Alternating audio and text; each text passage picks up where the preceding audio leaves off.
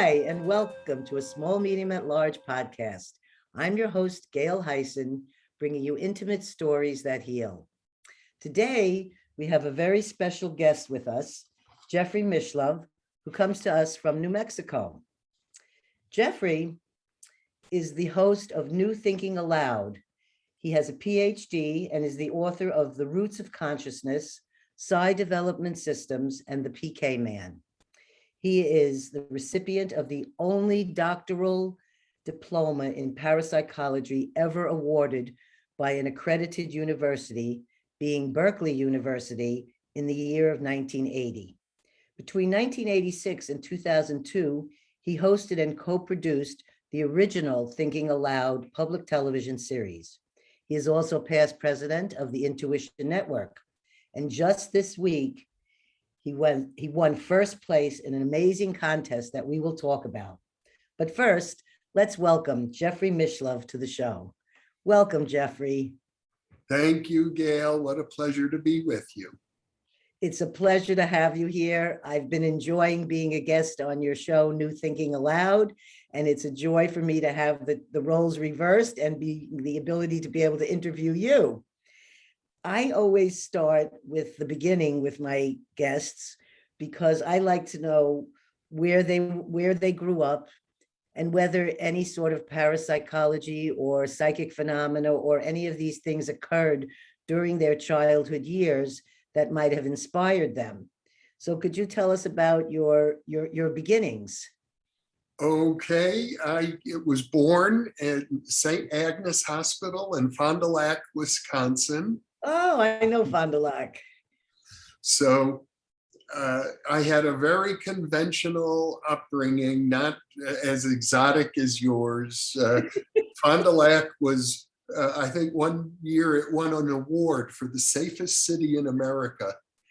And, very Midwestern, very middle class, everything was pretty much ordinary. And I grew up not really aware of other things outside of that environment. My dad ran a furniture store. I imagined that I'd probably go into the furniture business. My father-in-law might have shopped at that Fond du Lac furniture store because he was in Sheboygan. Mm-hmm.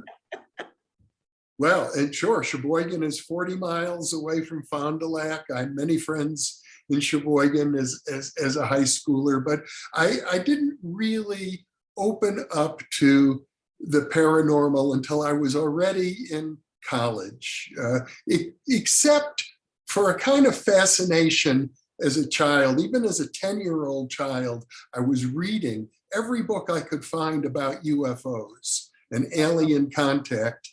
And I even wrote a letter as a 10-year-old, to a professor at Harvard, an astronomer at Harvard, and asking him about UFOs. And he wrote back to me, as a matter of fact. That's wonderful. So you were reaching out and writing at a very young and early age.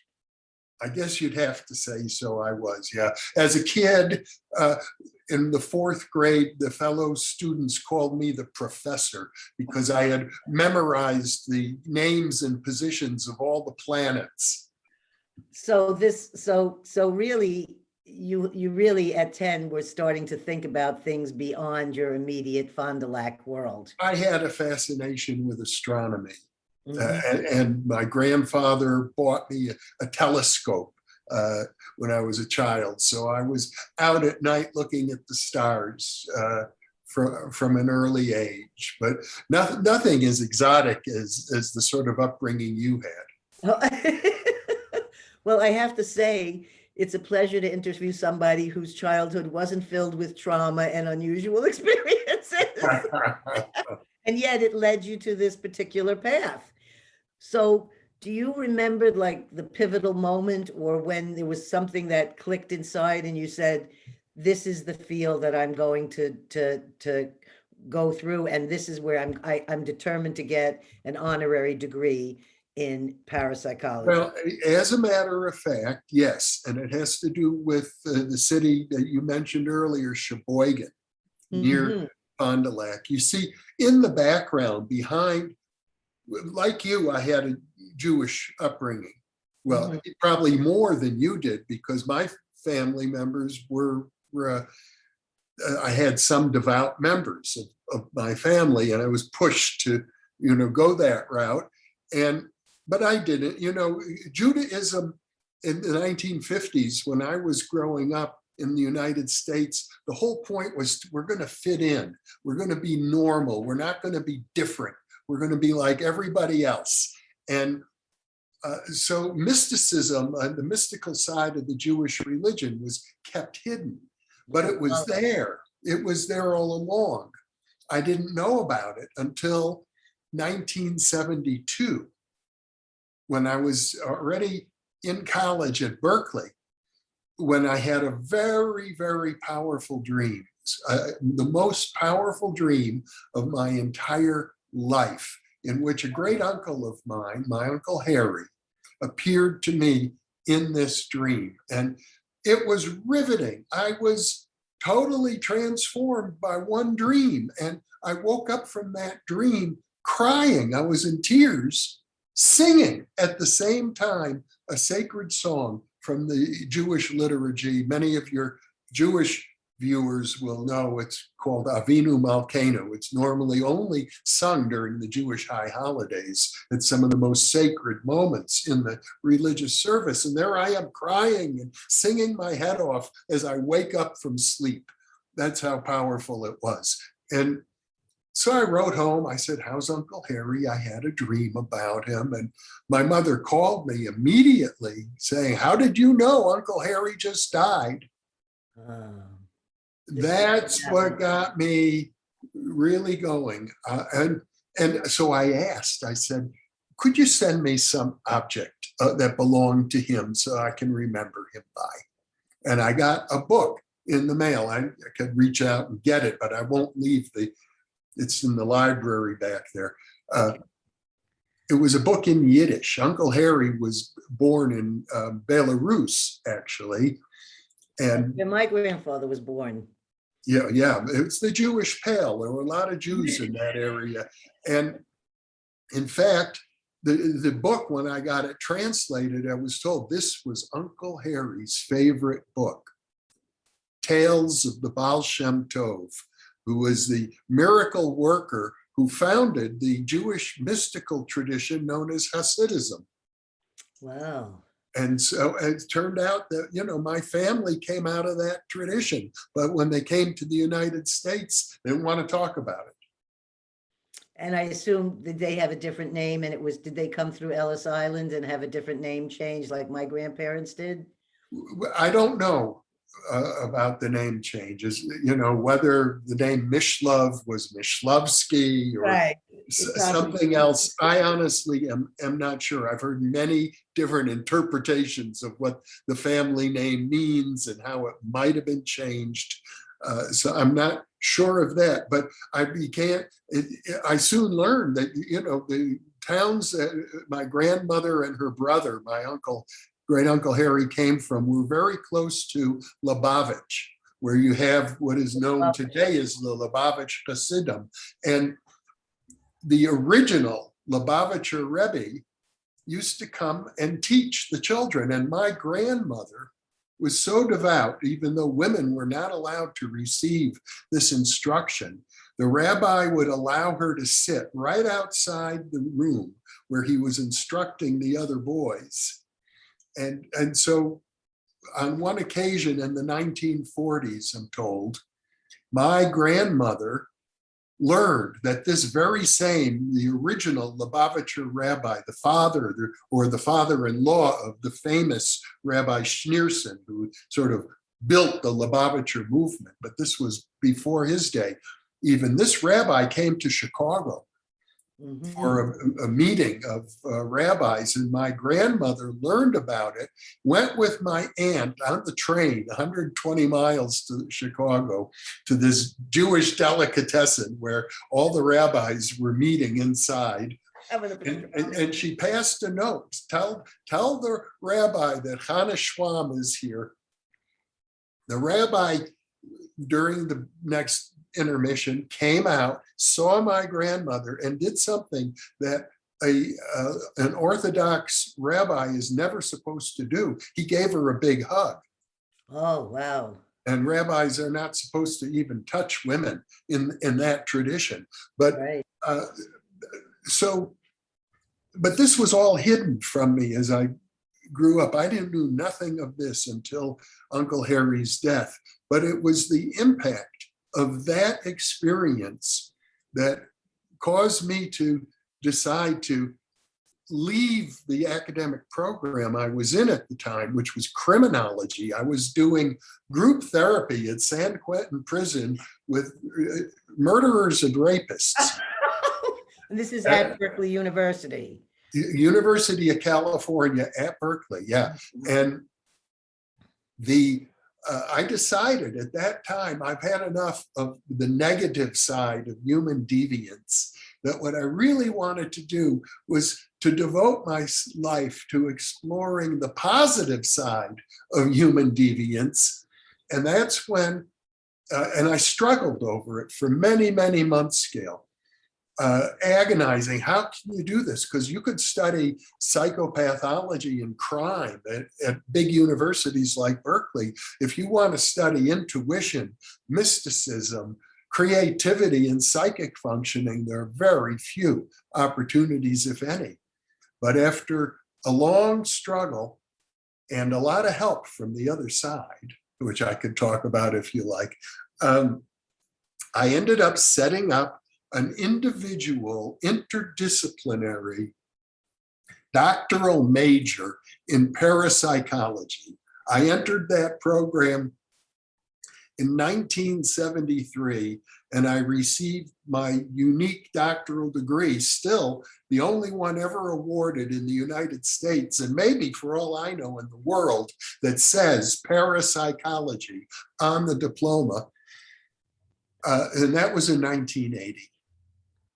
Well, I have to say it's a shame, and it's sad to know that no one else could join you with that same accredited degree in parapsychology. They can have degrees in psychology, and I know there are other universities. I guess there's the JFK, the John Kennedy, and there's the Saybrook. So there are new things that did spring up years and years later after you went to college for other people to attend as students, but none of them receive a PhD from that, correct? Well, and the program at John F. Kennedy University, once I got my degree at Berkeley, and if I remember correctly, even before, I was teaching in the parapsychology program at John F. Kennedy University in Orinda, California, but they dropped the program. It no longer exists. They did turn out some very good students with master's degrees at that time. They never went beyond the master's degree. And after, I don't know, 5 or 6 years, the university decided to cancel that program. Any idea why you think educational systems and universities are leery of offering a master's, or not master's, but a PhD in something as important as parapsychology? Well, you can't even get a bachelor's degree in the field. It's, there's a taboo that surrounds the field of parapsychology. And my best explanation, I attribute to my friend James Tunney, an Irish barrister, who puts it quite bluntly. He says, we are living in a dark age, the dark age of scientism. And according to scientism, if it's not real, it doesn't matter, literally. It doesn't exist even. It has to be substance. It has to be matter. And otherwise, it's considered immaterial, which means unimportant. So we live under the delusion as a culture that only material things are important. Well, I have to say, I had a little life in Wisconsin, so I sort of understand the kind of lifestyle you grew up in. Indeed, you had your first husband came from a family at Elkhart Lake, which is 15 miles away from Fond du Lac. I worked there. I spent my summers at the Elkhart Lake Resorts as a bellhop and lifeguard.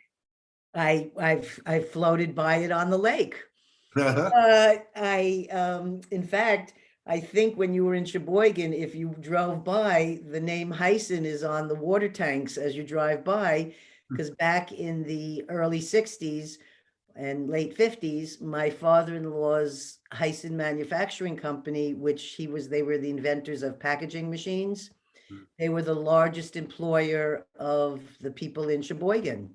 Oh. And a lot of people lost their jobs when they moved the plant to, I think, North Carolina or somewhere there. And it was a sad disappointment for my father-in-law when his mother and sister decided to sell that company. But the Hayssen name in that area is a well-known name from the fact that he employed all those people there. And also, I just have to add that this was a very intense German family that I was brought home to. Mm-hmm. And they had lived 3 generations in that house on Elkhart Lake. Mm-hmm. And they had come from Germany and they were engineers. And so they ended up being in business with the Kohler family. So it was the Kohler, Hayssen, and Stein family, and they developed all the cast iron bathtubs in America. And Kohler asked Hayssen to go on to make toilets and sinks and all these other things. And Hayssen said, no, I want to invent machinery. And so that's when they both went their separate ways. I, in fact, have the ledgers from 1876 here of the Hayssen, the Kohler, Hayssen, and Stein company. But I have to say, I was the daughter of a car mechanic, which would compare to the wealth of the Hayssen family. I was definitely considered a poor person arriving. And then on top of it, I had to be Jewish. And this was an all German family. Everyone that worked there was German. Everyone that was nearby was German. You were just totally in a land of German people. And it was a very amazing experience for me to merge from the lifestyle that I came from into that Midwestern Wisconsin cheese place. In fact, my father-in-law at one point raised the finest Holstein cattle in the world. That was one of his hobbies on the side. And it was a very eye-opening experience for me. But I just want to say, I know where you came from. I know what Fond du Lac is like. And it's true, you didn't probably have to ever lock your doors. It was the safest place you could possibly grow up in. Oh yeah, I never even had a house key. Right. It sounds like that was a wonderful time in those eras. So I would like to move now on to the fact about this amazing award that you've received. And I also want to comment to our listeners that the story that Jeffrey just shared about the death of his Uncle Harry and him having his first most profound dream is often what does connect people later in life to remember that there is something more than just this body and this moment. And it's often in death that people have some kind of an awakening or spiritual experience, or see a vision of a person in a doorway or at the edge of their bed. And I was speaking with Dr. Dean Radin a couple of weeks ago, and he was mentioning how he was doing another experiment, and he was looking for subjects that had had zero experiences of any paranormal or psychic type thing. And he said it was very difficult for him to find someone who could say, I've never had anything happen in my life. Yeah. He could not believe how hard it was to gather that group of people together. So you have done an amazing amount of work, and I feel you have been honored in a way that you should be. And I feel you deserve everything that you have found out this week in what you're receiving. And I'm going to just read a little bit, because I had never heard about the Bigelow Award. So I'm sure none of our listeners have ever heard about it. So just bear with me for a minute while I read the excerpt from Mystery Wire on the internet as we go into the discussion of this award that you've just received. And I don't know if anyone can see, but I'm glowing for Jeffrey right now. In early 2021, Robert Bigelow, a billionaire aerospace tycoon, created BICS, or the Bigelow Institute for Consciousness Studies, and then use that organization to host one-of-a-kind essay contest seeking the best evidence for the existence of an afterlife, proof that human consciousness survives physical death, that death is not the end. The question of what, if anything, happens to us when we die is a central mystery of human existence. Mainstream science dictates that death is truly the end, leaving the existence of a soul or an afterlife to religious and philosophers. There were as many as 1,200 applicants from 40 countries who applied toward this contest. Universities don't give you grants to go study this really important topic, Bigelow told Mystery Wire. They have to try to sell books to support themselves. A lot of these people spend their whole lives in this field of research, I believe, which you have done. The list of 29 winners has been posted on the BICS website. The top essay was submitted by parapsychologist Jeffrey Mishlove of New Mexico, well known in the field for his interviews on YouTube. His presentation for the BICS is titled Beyond the Brain, The Survival of Human Consciousness After Permanent Bodily Death, was a unanimous choice by the panel of judges. Mr. Mishlove's essay included video snippets and testimonials regarding near-death experiences, reincarnation cases documented by memories of past lives, and 7 other types of evidence that consciousness survives physical death. Bigelow says, and this is very exciting, the plan is to publish all the 29 prize-winning essays onto the BIC website within the next 2 weeks. He further plans to put all 29 essays into a book form, a multi-volume edition that will be distributed for free to hospitals, hospices, religious organizations, and others to be determined.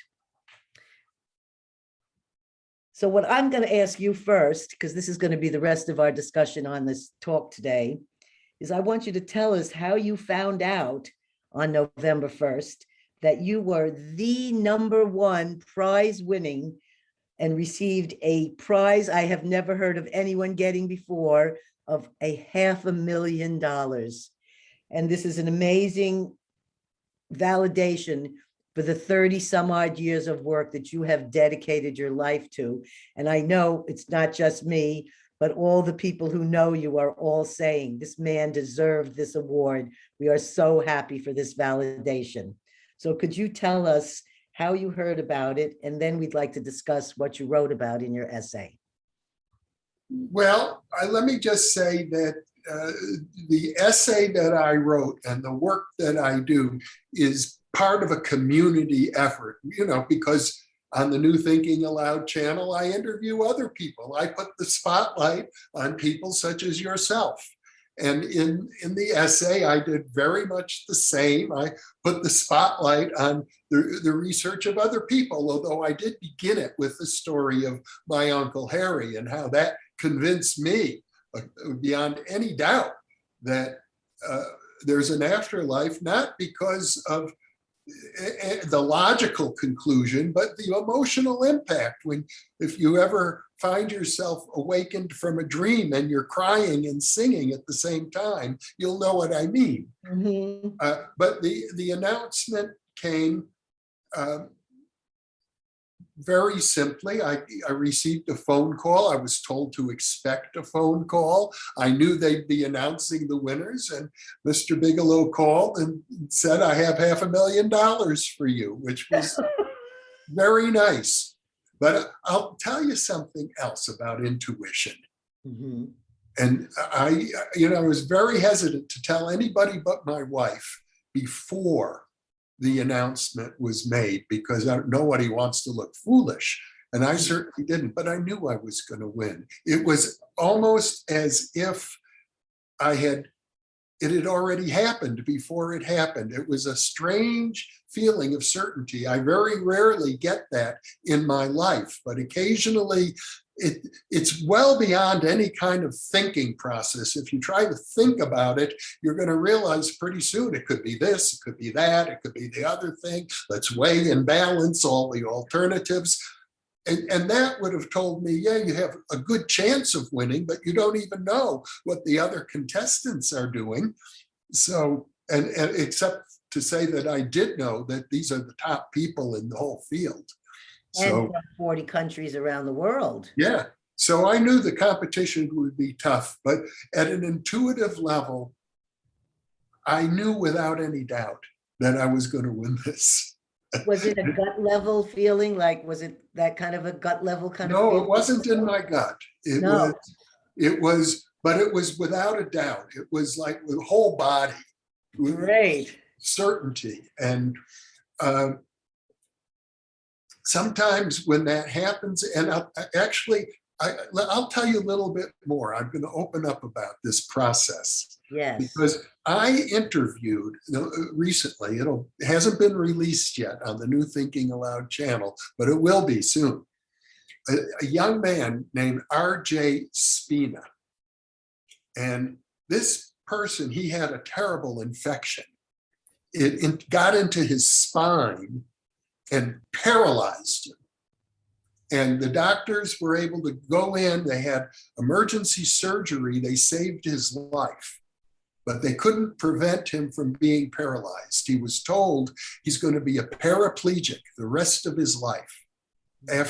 But he told me this, he said, when he awakened from the surgery, he had, while he was under, a mystical experience. Mm-hmm. He got in touch with what you could call the higher self. Mm-hmm. And so when he woke up from the surgery, he knew beyond any doubt and beyond any question of thinking that he was going to lick this, that he was going to walk again. And he does now. He's like a normal person. He overcame a diagnosis of permanent paralysis. And he videotaped the whole process of him learning how to walk again. And you could see it in his eyes, watching him when he first takes his first steps. It's like, I've got this licked. I'm going to do this. And what he said is that he's developed a method, but the method basically is focused human attention. If you focus all your attention on something, you have enormous resources that you can bring to bear. And when I entered that competition, it was with the idea not of just writing a nice essay, it was with the idea of winning. Mm-hmm. I stopped interviewing. People were wondering what happened to Jeff. Why is he only putting up old reruns on New Thinking Aloud? I wanted to have 100% of my concentration available to win this competition. I was determined to do it, and I was successful. I was able to exclude all the distractions from my life so that I could really put all my energy into it. And as Spina told me when I interviewed him, how did you lick this? You were supposed to be paralyzed the rest of your life. And he said that when you can bring the full power of your higher self and your consciousness to solving a problem, there is nothing you can't do. And I thought to myself, his experience in some way is parallel to what I just went through with the essay. Mm-hmm. In fact, I thought to myself exactly that. With all the shows you do, I said, when did he have time to do it? I heard it was a 95-page essay with videos in it. Yeah. Where did he find time to do this? And all I kept thinking is, he never sleeps.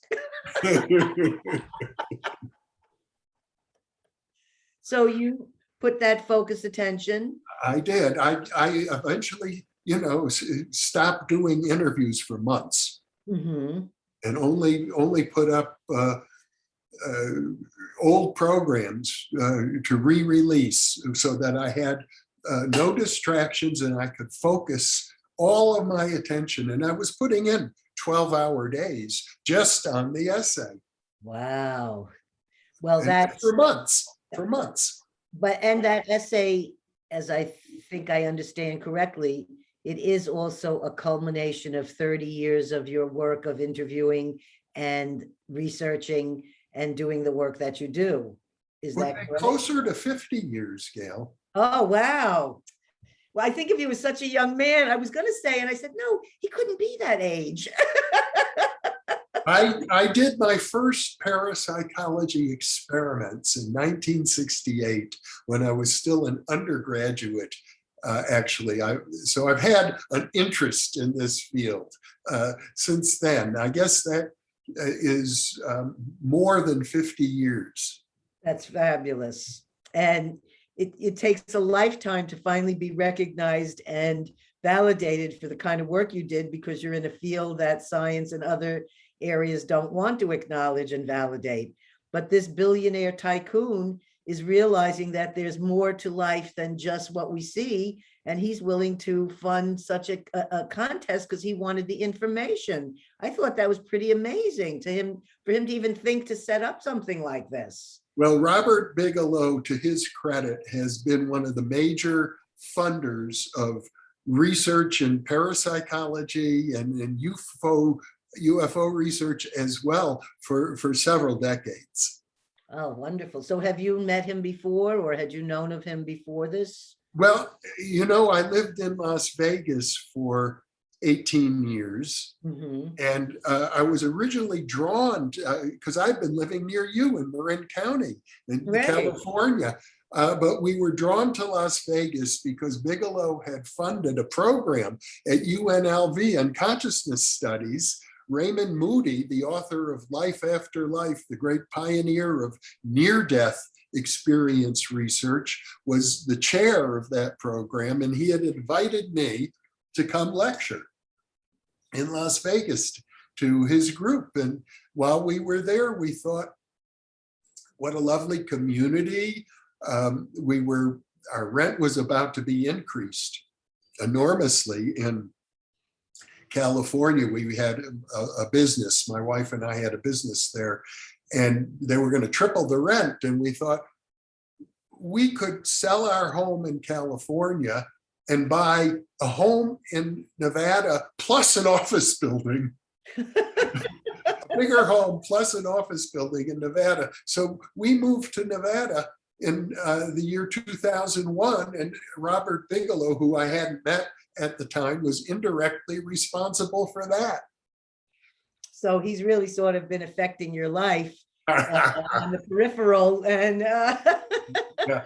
But I lived in Las Vegas for 18 years. I never spoke to Robert Bigelow once during that time. I only spoke to him actually since I moved away to New Mexico.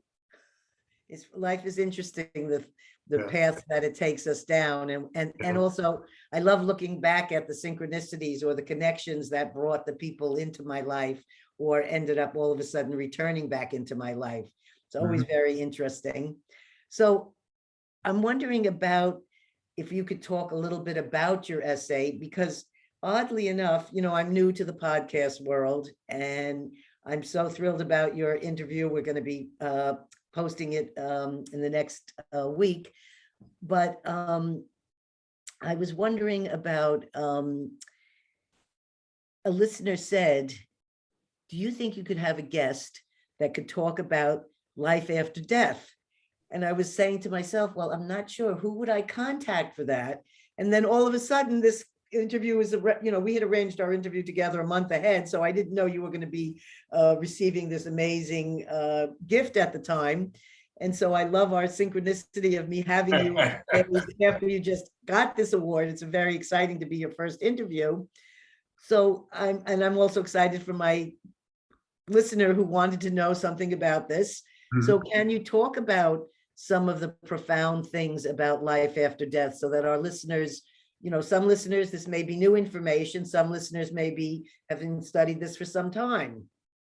Well, let me say this. In my opinion, the evidence for life after death is overwhelming.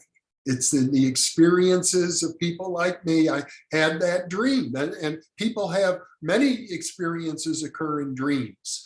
And these experiences have been recorded and publicly reported in the United States since the middle of the 19th century.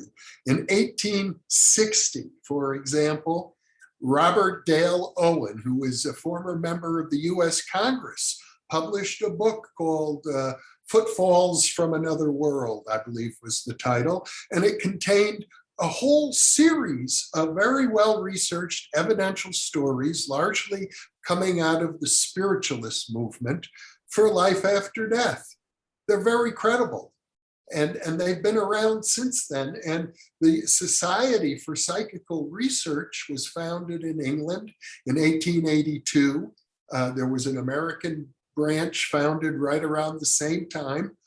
So there's been serious research into the field since then. And the evidence just keeps accumulating and getting stronger and stronger.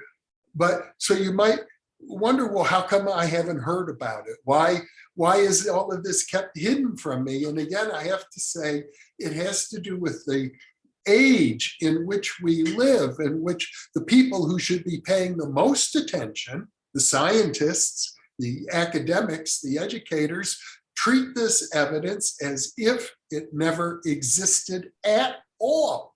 It's like completely hidden from most people, but hidden in plain sight, because you can go into, when I was an undergraduate, I discovered right away in the college library at the University of Wisconsin, Frederick Myers' book, published in 1902, Human Personality and Its Survival of Bodily Death, in 2 volumes and thousands of pages of evidence. And I'm thinking also that a lot of the near-death experiences that may not have been as plentiful back in those days because medicine might not have been able to bring you back, where now you can be in a hospital bed, die for 4 minutes, and they bring you back in return. That all evidence coming directly from people's experiences. I myself have had a near-death during the birth of my daughter. And until I had 2 more children, I didn't realize what labor really was. I thought there was music and flowers and lights, and it was this beautiful thing. Then I had 2 more children and had regular births. They weren't near-death births. So that, I understand that. And that also alters and changes people when they have the near-death experience. They usually either they shut up and don't tell anyone about it, or they're willing to share and grow from the experience. So this is it's a very important area, because we're all going to die. Why shouldn't we be able to die consciously with knowing information about what's actually we're going to experience? And so many people live in such fear of their death or of death coming. And I think that's a normal human feeling, but it could also become accompanied with good information about what their experience may end up becoming that they're going to have during the death. Some people make it a point of living their lives so that they will be able to be conscious as they die. One such person was the musician George Harrison. As a matter of fact, that was his goal in life, was to die consciously. And his wife, Olivia, reports that at the time of his death, he was glowing. The room was so bright and filled with light, she said, had you had a camera, you could have photographed it. Wow. So this is, it's such an important thing. I once asked Sogyal Rinpoche, he wrote the book, The Tibetan Art of Living and Dying, I think. And I was at a retreat with him, and I just asked him, I said, from the audience, are you afraid of death? Because I figured he's been, his life is centered on doing these kind of things, that is being conscious, and there's reincarnation. And he answered quite honestly that, yes, he said, there are moments that I have been stricken with the fear of death. And there was something so comforting to me to be able to hear him say that, so that when that issue ever arises for me again, I always say, oh, remember what Sogyal Rinpoche said? It's just a human part of the human condition to have that fear. But when you've actually had other connections with death, it can really ease what that path is going to be when you have to enter that doorway. The other thing I heard was from a wonderful woman named Margaret, that while her mother, who was also dying consciously and was a very spiritual woman, she told her daughter, Margaret, she said, Margaret, you don't go towards the light. She said, when you see the light, go like that, right through the light. And she shared that with her on her dying bed. And so if people don't share these stories, other people don't get to know this. So let's hear more about what you have to say for our listeners on this. Well, of course, there's an art to dying, you could say. And in fact, in the Middle Ages, the Catholic Church published various tracts on the art of dying. And for them, it was sort of like, get right with God, confess your sins before you die, that sort of thing. In ancient Egypt, they also had a whole, I have it in the wall, I'm looking at it right now in front of me. I can't really turn the computer around, but it is from the Egyptian Book of the Dead, the story of the journey of the soul after death. And part of it is, it's a very strange thing, because the very first thing you do is you see a group of minor deities, and they're asking you these questions. Did you commit this sin? Did you commit that sin? Did you sin this? All the list of sins, 14 of these deities are going to ask you. And the instruction in the Egyptian Book of the Dead is you have to say, no, you didn't. But the idea is this, you see, of course, everybody is, you live long enough, you've probably got a whole list of things that you couldn't say no to. But, right. But the idea, as it was explained to me by a friend of mine who was a channeler, is that you want to be in touch with the part of yourself that you could call the higher self, is pure innocence. The higher self is like the observer. It's not like the ego. The ego is will commit dirty deeds for its own advantage. But the higher self is just, watching all of this from another level. The higher self also, I feel like it's what protected me through my life. Yeah. It feels like a protection and guide, the higher self. So you're when you're in that modality, you are totally innocent of whatever happened, in the story of your life, because the story of your life begins with your birth and ends with your death, but the story of your higher self is a very different one. So in these, I understand you have interviews, maybe 50 interviews or something on this essay. In this essay of closer to 100 excerpts. Oh, wow. From different interviews, yes. So are there any interviews of like evidence of life after death that you could highlight for us? Well, for example, there are people, I interviewed many near-death experiencers, people like Eben Alexander, who's written the bestseller Maps of Heaven. Or the Map of Heaven, I think is or Proof of, too, the Map of Heaven and Proof of Heaven, as a matter of fact. And, they describe it just as you did about the childbirth, the wonderful visions and heavenly vistas and experiences that he's had. But what really convinces me as a scientist is Eben Alexander, for example, was in a coma for 8 days. And his brain was pretty much totally destroyed. It was all pus. And the doctors thought that he had maybe a 1% chance of living at all. And if he did come out of it, he'd be a vegetable the rest of his life. But if you see Eben today, I'm scheduled to do a joint appearance with him at the Vail Symposium next spring. the man is a genius. He lectures all over the world. He's written best-selling books. He can go on and on for hours with great rapidity and articulation about his experiences. His brain was totally healed.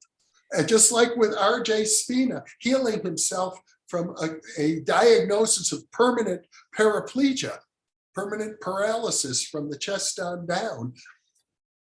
Eben Alexander had a similar situation. And I asked him, well, how did you heal yourself like that? And he said, I got in touch with a part of human consciousness where this is possible. I'm using a word, the higher self. You could call it cosmic consciousness. Mm-hmm. You could call it the part of me that is in touch with God, or many other names for it. Samadhi or Satori or Kensho. But the point is that we all have access to it somewhere in our own consciousness. It's what parapsychologists study when we talk about extrasensory perception and psychokinesis. It's a part of us that operates independently of the normal restrictions of time and space and birth and death that affect the ego. It is well beyond the ego, and it can do anything. I've read your wonderful book, The PK Man, and I think one of the things that I always remember was something about you saying, I think the two of you were walking down a street together and the lights would just go out after this man would walk by. The lights would just disperse. Well, did that psychokinesis work? And when you were writing the PK Man, did parts of that make you feel that the desires and interests in consciousness living on? Did the psychokinesis affect your ideas about consciousness and life after death? Well, I'll tell you how it did affect me, Gail. I studied Ted Owens for 10 years, from 1976 when I met him up until his death in 1987. And in 1986, I took his training program. Mm-hmm. He trains people to manifest things that, now this is a man who seemed to have the power to control the weather. He could point his finger and lightning would strike where he pointed, for example. And he could many things, over 100 demonstrations I still have in my files about him. So when I took his training, he said to me, what do you want to do with this power? And I said to him, that's how the training begins. Think about how you want to use such a power. Mm-hmm. And I thought, well, I'm not interested in controlling earthquakes and tornadoes and hurricanes and lightning strikes and power blackouts and UFO appearances and cold waves and heat waves and ending droughts, the sort of thing he did. I had no interest in that. But I said, what I want to do with my life is to become a communicator between the world of psychic functioning and the esoteric and mainstream culture. That's my goal. I took that training in February of 1986. Within 6 months, I had set up the original Thinking Aloud television series.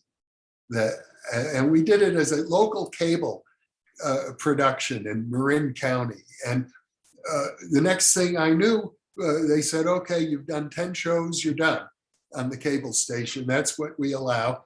So we took our shows over to one of the local public TV stations in California. It was KCSM in San Mateo, the College of San Mateo station. We met with the program director, showed him what we had done. He says, I love it. We'll give you a primetime slot.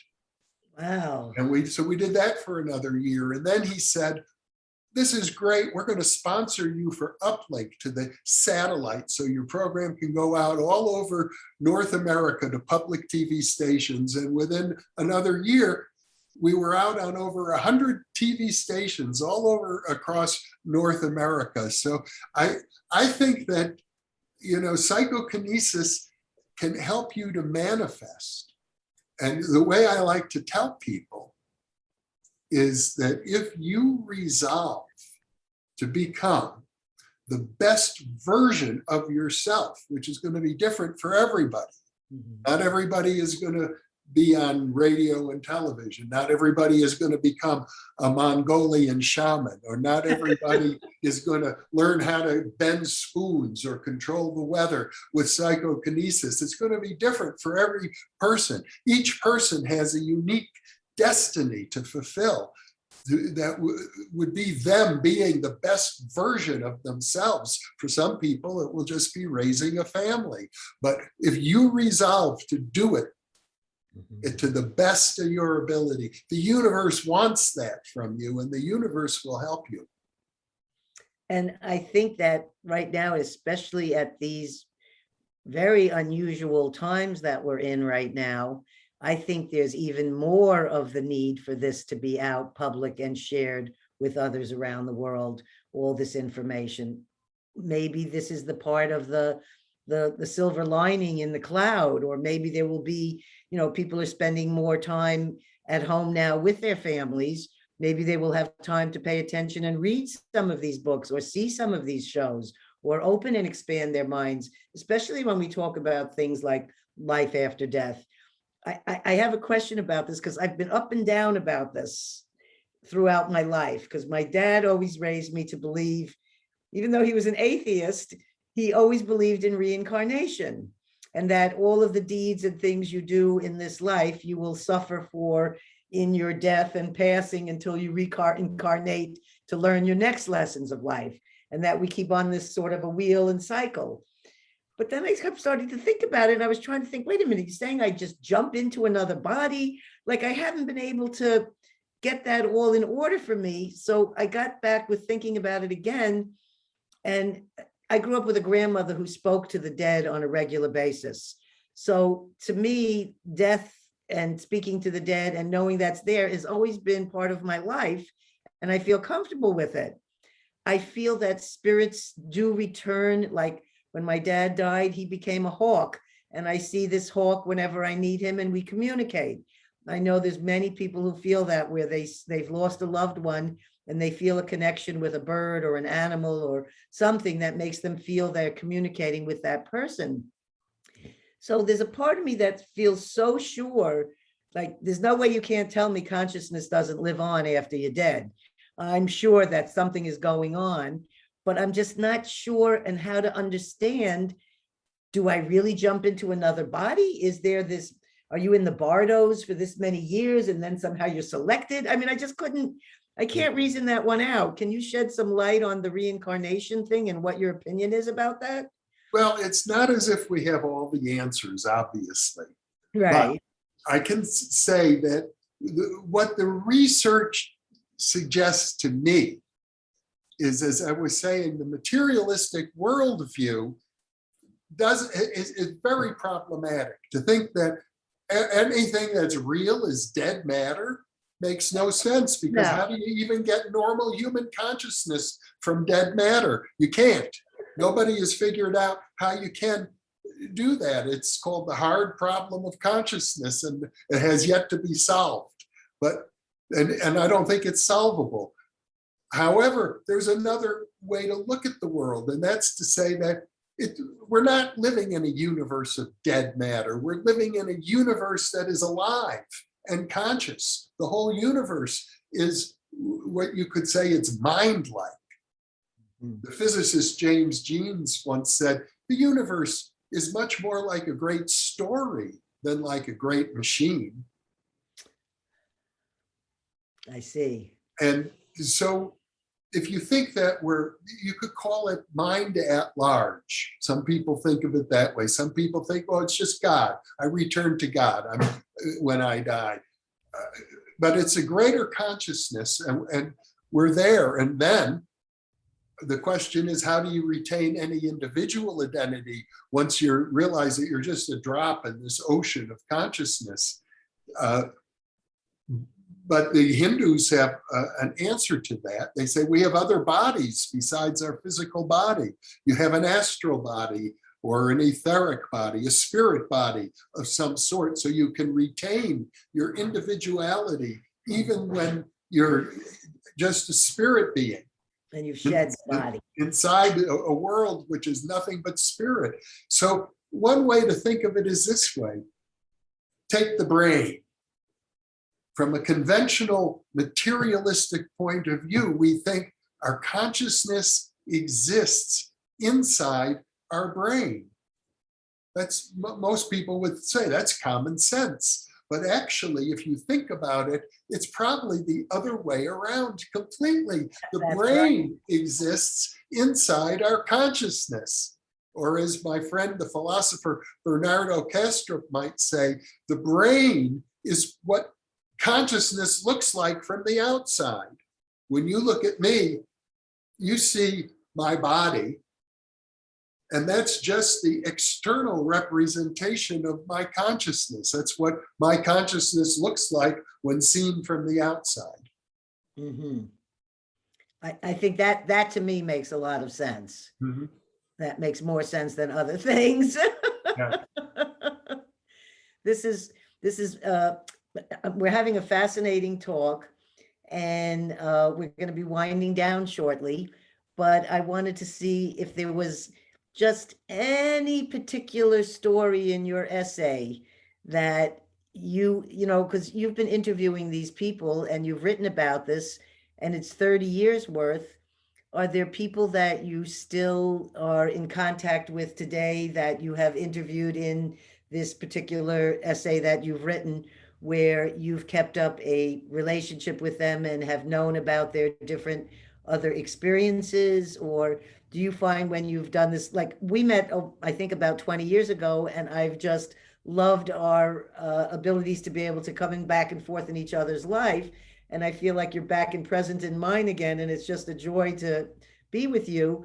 Do you have this with all these other different people that you've been interviewing, where you be able to, you must have like a world of friends that you could speak with on these topics?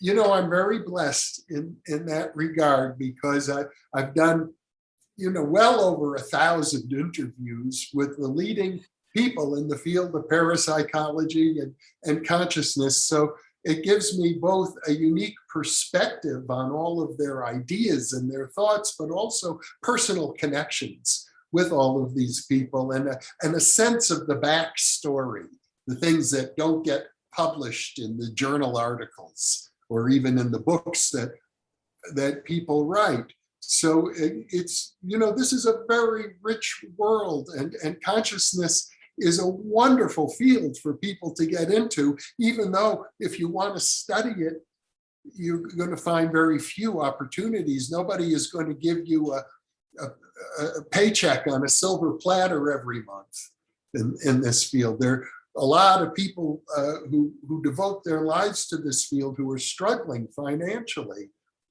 So the general advice, of course, is don't go into the field at all. First, establish yourself in some other field, excuse me, where you can earn money. And then you'd have the foundation to be able to go on to doing. I ignored all that advice. Uh-huh. And I'm glad I did. And you became very successsucul at what you Well, did. the universe helped me. It's the only way I can explain it. I've had a wonderful life. Not that it hasn't had its stresses and its tragedies like everybody else I have, but I wouldn't exchange my life for anything. It's been. I feel exactly the same way. All the bumps in the road all make me who I am today, and I'm very grateful for all of them. And I think of them as challenges and learning experiences. Mhm. And I really, this starting this podcast that I've done has brought all these wonderful people back into my life, especially during COVID, where you're not traveling and going to conferences, because normally I would see you and other people that I adore at the conferences, but now that hasn't been happening. So I'm grateful that I can reconnect because it is a very special community of people, and they're all very caring, loving individuals. And I'm just, it was in 1998 that I got into this group from Russell Targ and Dean Radin. And that's how I got to meet you and all these other amazing people. And I'm so grateful for that introduction.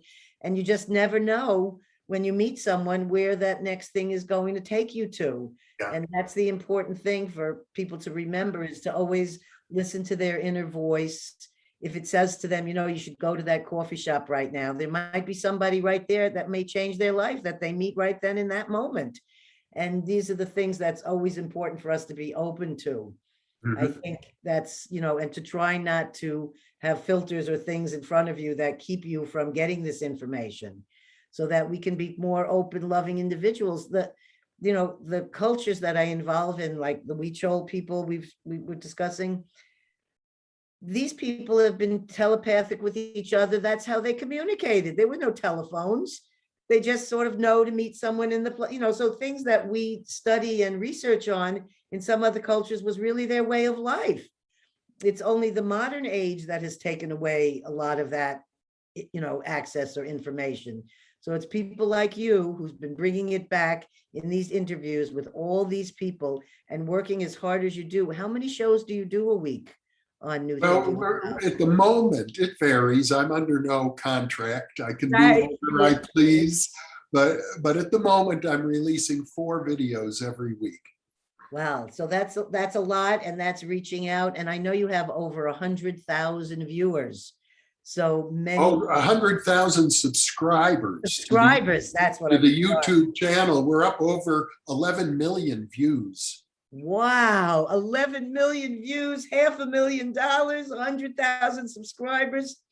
Jeffrey, you're a wonderful man. It's been really wonderful to have you here today. If there's any words of wisdom you'd like to impart before we end our conversation, I'm sure our listeners would love to hear any little tidbits of advice you might want to give. Well, I bet that your viewers and listeners would be happy to know that you and I have 2 more interviews planned on your experiences with Mongolian shamanism. And then we're going to talk and do another 2 at least on your experiences with the Huichol shamans in Mexico. Well, I'm very excited and looking forward to it.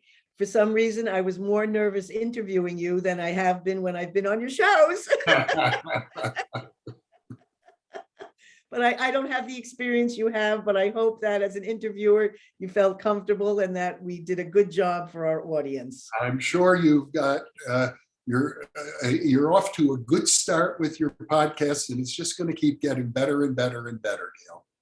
Well, thank you. It's from people like you who supported and validated this kind of conversation that's making me kind of launch off into this new podcast world. So thank you so much for everything and for being here. And just, I hope you're going to go on some exotic vacation with your winnings. Well, I don't have any travel plans yet. I suppose there'll be opportunities, but at the moment, I'll probably just largely continue to keep doing what I'm doing. Well, you're doing an amazing, magnificent job, and all of us out there appreciate and love you so much.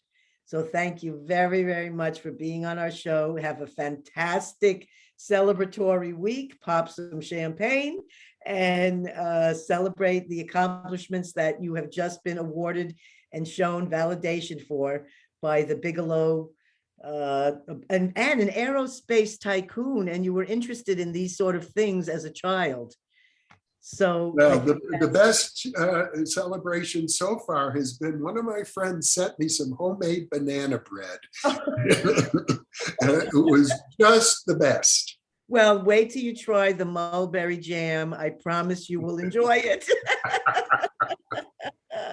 So listeners, we want to thank you for coming and listening to us today. We want to thank our guest, Jeffrey Mishlove, for being here. And we want to tell you, don't forget to share this interview with other people. Like us, subscribe to A Small Medium at Large podcast with Gail Hayssen, and you'll find more exciting interviews coming up. We'll see you soon.